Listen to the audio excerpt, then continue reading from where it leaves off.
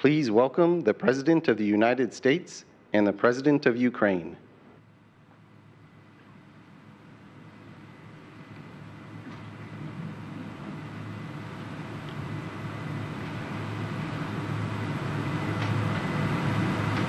Both leaders will now sign an historic new bilateral security agreement between the United States and Ukraine.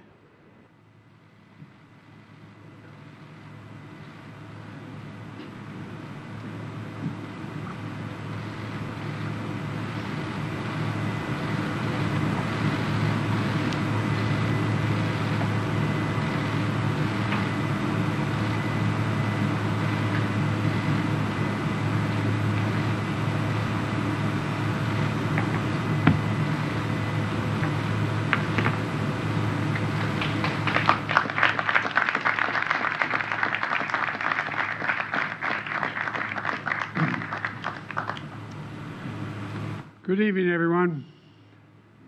Last year at the NATO summit in Lithuania, the United States brought together every member of the G7 to sign a joint declaration of support for Ukraine. 25 additional countries joined us quickly.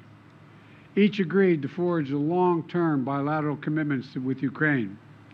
President Zelenskyyy and I have just now signed that agreement between the United States and Ukraine. Our goal is to strengthen Ukraine's credible defense and deterrence capabilities for the long term.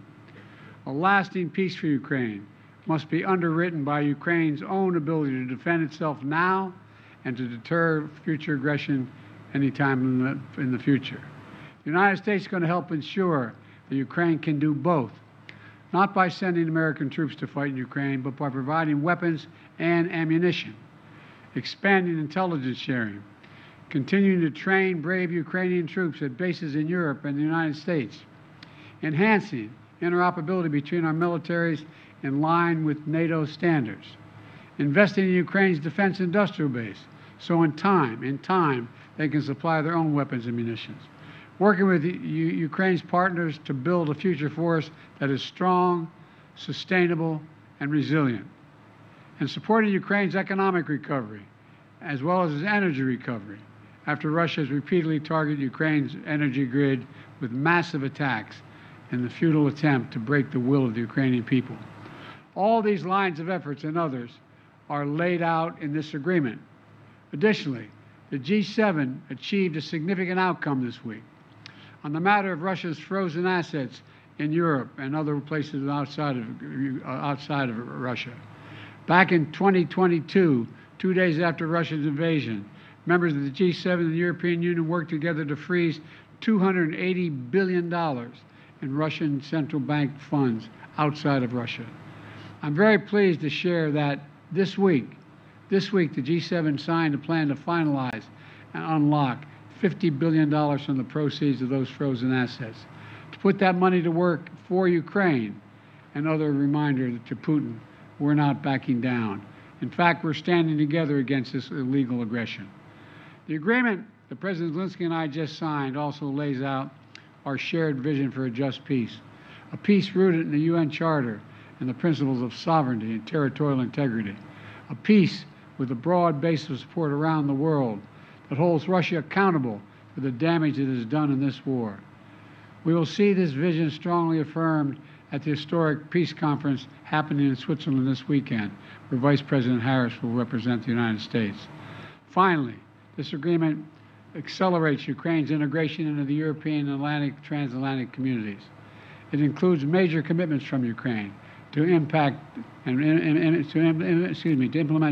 democratic, economic, and security reforms in line with the European Union's accession goals and NATO's programs of reform. While we take this step, the United States is also intensifying pressure on Russia. Yesterday, the U.S. Treasury Department made clear any bank anywhere in the world that deals with sanctioned Russian banks, companies, or individuals risk being sanctioned themselves. And we announced roughly 300 new sanctions on individuals and companies that are helping Russia with the war effort. They include key parts of Russia's financial sector. I'll wait till it goes over.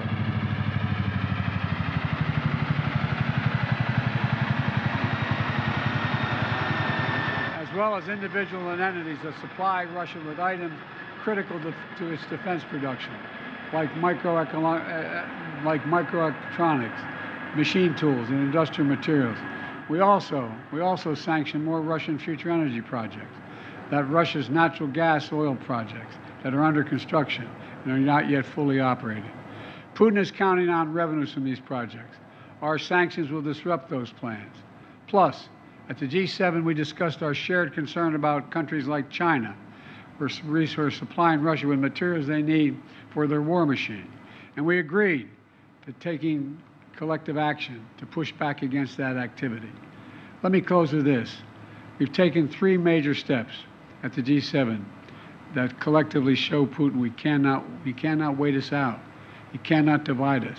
And we'll be with Ukraine until they prevail in this war. First is the bilateral security agreement just signed. Second, historic agreement to provide $50 billion in value from Russian sovereign assets to Ukraine.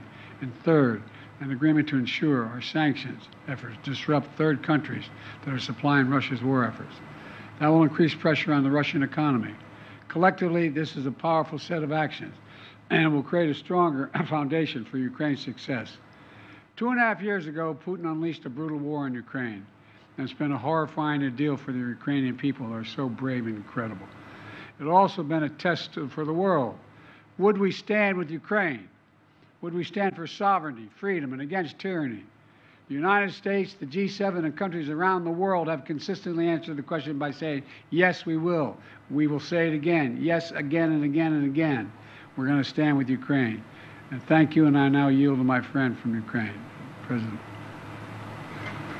Thank you so much, Mr. President Biden, dear President, dear journalists, dear Ukrainians, dear Americans. And thank you so much. Thanks, Italy and Georgia, for an invitation. Dear friends, today is a truly historic day. And we have signed the strongest agreement between Ukraine and the U.S. since our independence. And this is an agreement on security and thus on the protection of human life. This is an agreement on cooperation and thus on how our nations will become stronger. This is an agreement on steps to guarantee sustainable peace, and therefore it benefits everyone in the world because the Russian war against Ukraine is a real global threat. I thank you very much, Mr. President, for your leadership, which is reflected in particular in this agreement and in your years of support for Ukraine. I thank our teams, both teams, thanks very much for making sure that the details of the agreement are really good. And of course, I want to thank every Ukrainian soldier, all our people whose courage made this level of alliance between Ukraine and the United States possible. And I'm proud of our people and what Ukraine can do, and I'm very grateful to all Americans, to everyone in America who strengthens American leadership. So, under the points of the agreement, first, the agreement contains a very detailed, legally binding part, and this means the credibility of America's support for our Ukrainian independence. Secondly, security commitments from the United States are based, among other things, on the sustainability of security and defense support, not only for the duration of this war, but also for the period of peace after the war. And we will definitely ensure peace. Third, it clearly states that America supports Ukraine's efforts to win this war. Fourth, the agreement has good provisions on weapons for our defense, whereas specifically on the Patriot systems, whereas specifically on the supply of fighter squadrons to Ukraine. That's right, plural squadrons, including but not limited to F-16s. We have worked for a long time for this.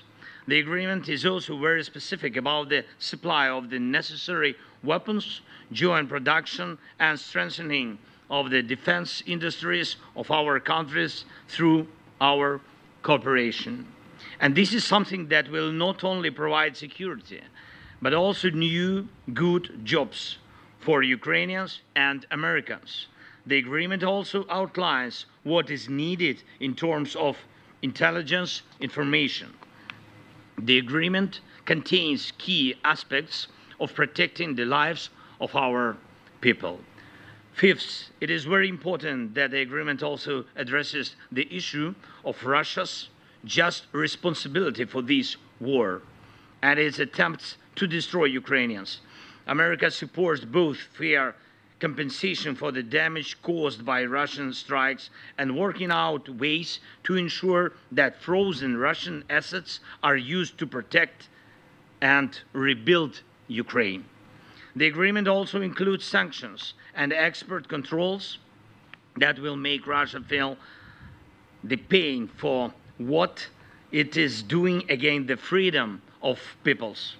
And two more things. I'm grateful that the philosophy of our security agreement is, in fact, the philosophy of the alliance. And that is why the issue of NATO is covered through the text of the agreement. It states that America supports Ukraine's future membership in NATO and recognizes that our security agreement is a bridge to Ukraine's membership in NATO. It is very important for all Ukrainians and for all Europeans to know that there will be no security deficit in Europe, which tempts the aggressor to war and makes the future uncertain. Now we are clearly defining everything. We will cooperate for the sake of victory, make peace guarantees effective, and provide the necessary security for our people. And thank you, Mr. President, for your leadership in the G7's decision on $50 billion loan for Ukraine. It's a vital step forward in providing sustainable support for Ukraine in winning this war. Russian immobilized assets should be used for defending lives of Ukrainians from Russian terror and for repaying the damage aggressor caused to Ukraine. It's fair and absolutely right. Mr. President, thank you, your team. I would also like to thank the United States Congress for their support, both parties, both chambers. Thank you, and thanks to every American heart that does not betray freedom and supports us. Slava Ukraini!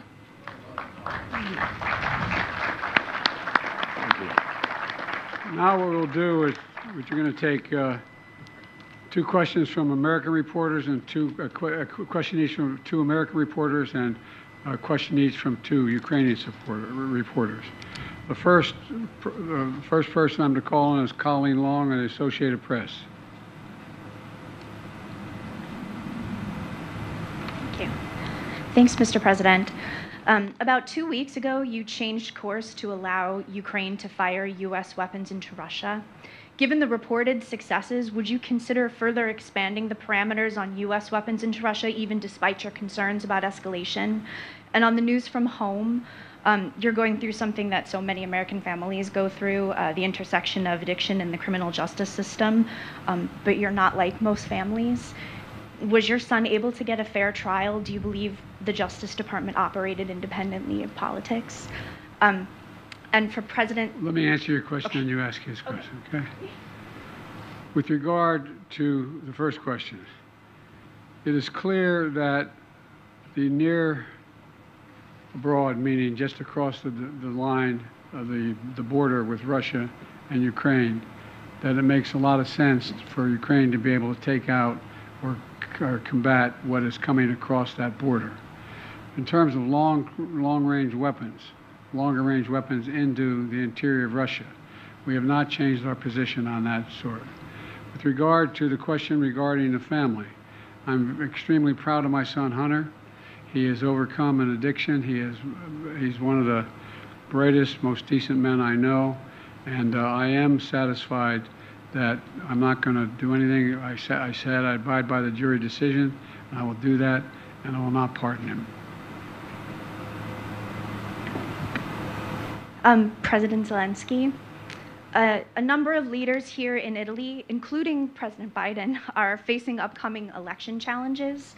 How will the security agreement signed tonight and the other promises of support continue if they are not in office? And what's your contingency plan if they don't?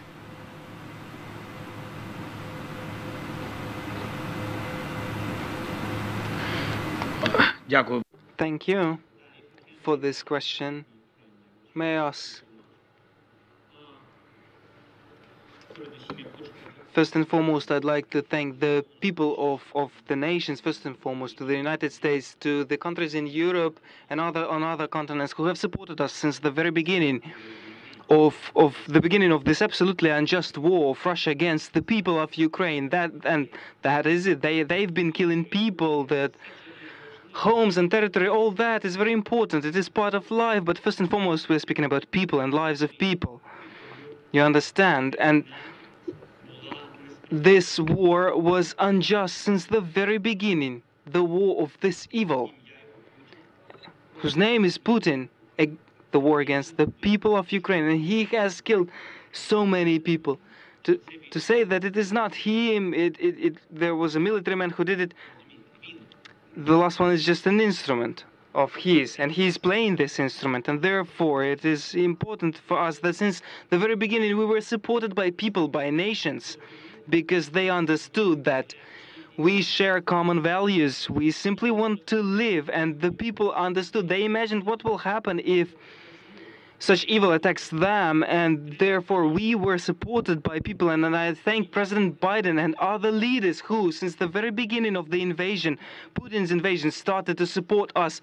They, based on their values, they were based on the voice of their people, and it is impossible without people. And I am sure that this nation chooses leaders and presidents, and it seems to me that no matter whom the nation chooses, first and foremost, it seems to me that everything depends on the unity within this or that state. And if the people are with us, any leader will be with us in this struggle for freedom.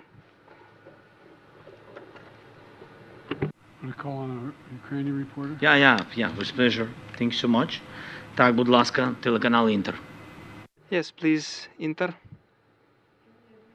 Irina Ivanova, Inter TV channel. For both leaders. So today, during the G7 meeting, the discussion focused on developing Ukraine's air defense system based on the most advanced Western complexes and also on enhancing long-range capabilities. So my question is, can you provide any details on the initiative and about the readiness of our allies to take part in it? Thank you. I'd be happy to respond to that. We have acquired commitment from 5 countries so far for Patriot batteries and other air defense systems, as well as we've let it be known to those countries that are expecting from us air defense systems in the future that they're going to have to wait. Everything we have is going to go to Ukraine until their needs are met, and then we will make good on the commitments we made to other countries. I think President Biden already answered your question. Really, he knows, and all other partners, they know that urgently we need 7 Patriot systems. Yes, to save our cities, not all of them, it's a pity, but urgently 7. And we discussed the possibility of having 5 of them. It's true, but the partners work on it. It doesn't mean that tomorrow we will have these 5 systems, but we see in the closest future good result for Ukraine. You'll have some relatively quickly. American reporter, Josh Weingrove, Bloomberg. Thank you, Mr. President. I have a question for President Zelenskyy shortly on the announcements, but if you don't mind, I'd like to ask you about your discussions on the situation in Gaza here at the summit. You were asked just a short time ago about it. after the skydiving demonstration. Can you give us your assessment of Hamas's response? And do you believe that they are trying to work towards a deal, or is this response working against a deal? And what is your message to allies, including those here at the G7, about what more, if anything, the U.S. can do to drive towards a peace agreement? Thank you. I wish you guys would play by the rules a little bit. I'm here to talk about a critical situation in Ukraine. You asked me another subject. I'll be happy to answer it in detail later. But the bottom line is that we've made an agreement. I've laid out an approach that has been endorsed by the UN Security Council, by the G7, by the Israelis, and the biggest hang-up so far is Hamas refusing to sign on, even though they have submitted something similar. Whether it now comes to fruition remains to be seen. We're going to continue to push. I don't have a final answer for you. And to President Biden's point, a question about today's discussions. President Zelenskyyy, the $50 billion today, you've had the supplemental, of course, from the U.S. Congress recently. Can you give us an assessment of the situation on the battlefield right now, and what has been given now? How long will this get you in terms of either stopping the Russian advance or making headway on this? And how long will it last you if indeed future leaders or current leaders are unable to reach consensus on further aid packages? And President Biden, I'd welcome your assessment of the situation currently on the battlefield and what difference the supplemental has made as well, sir. Thank you.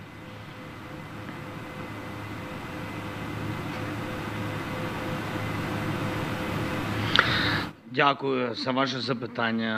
Thank you for your question. Indeed, we were expecting the fundamental package of the support within the Congress of the United States of America, and truly it was a long pause for our warriors first and foremost, but it is important, and we are grateful that in the very end we have this supplement, and this will for sure strengthen our warriors. Yes, this has given the opportunity to the enemy within this pause to try to occupy Kharkiv, but that attempt was stopped by our warriors. They were repelled. The enemy was repelled, and we, despite everything, disrupted all their plans, and it seems to me that that is the most important thing. What this supplement that will arrive gives us, it enables us to fully equip the reserves, those guys, those brigades that are ready, so that they provide for the opportunity to rotate our units on the battlefield, so that they can have some rest, so that the brigades can regenerate, so that other brigades enter the battlefield instead of them with equipment. This is what the supplement gives them. So the raise of morale, but also the raise of strength of our brigades. And it seems to me that this is the most important.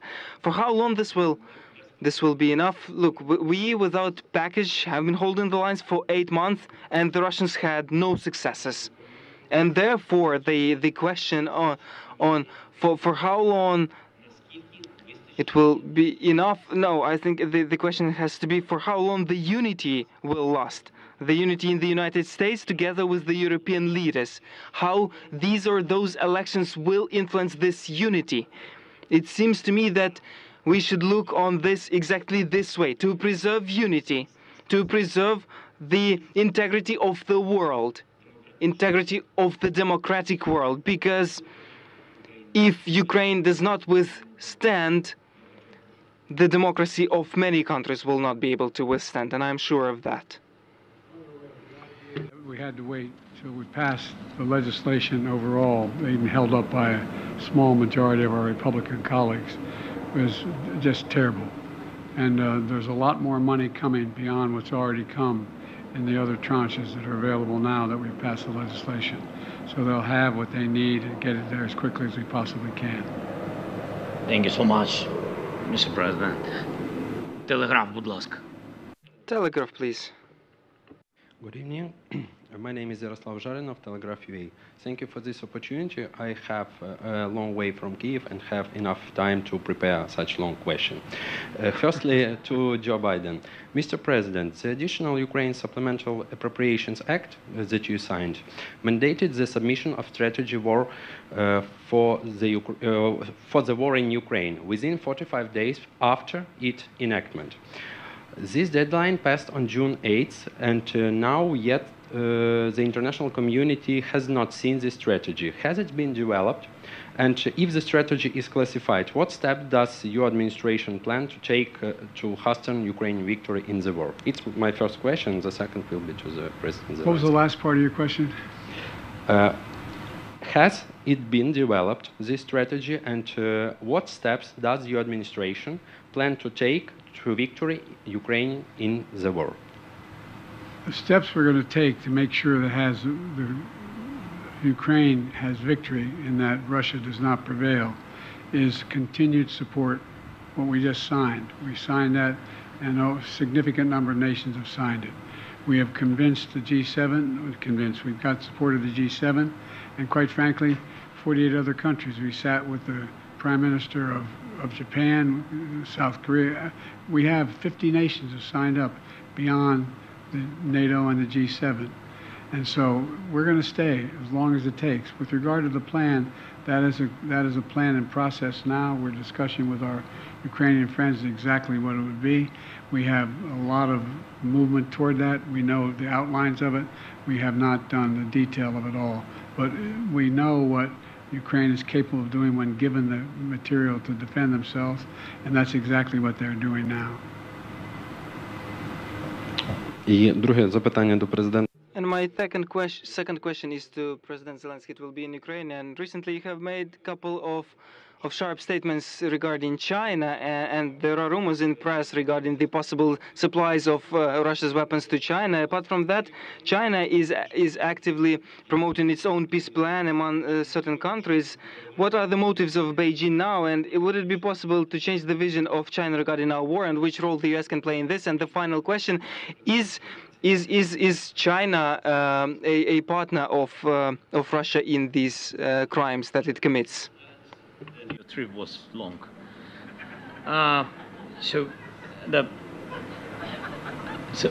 First of all, I had phone conversation with the leader of China by phone. He said that he will not sell any weapon to Russia.